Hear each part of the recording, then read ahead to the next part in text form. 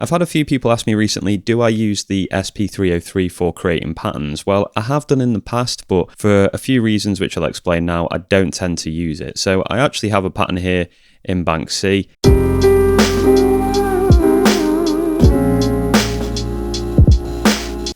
The problem comes when you need to make a copy of a pattern to make a variation.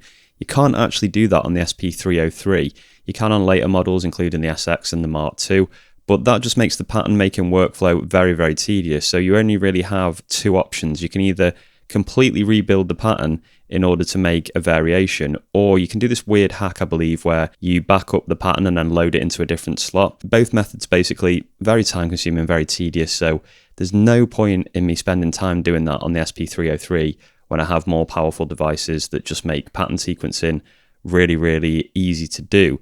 So the way I use the 303 is just to process samples. I load samples in, I use the sample grades, I use the MFX, and then I move those sounds to a different device in order to do the heavy lifting. So essentially, the 303, much like a lot of my older gear, is more like an effects box and sample processing unit that I use to process samples and then move them to a more powerful device.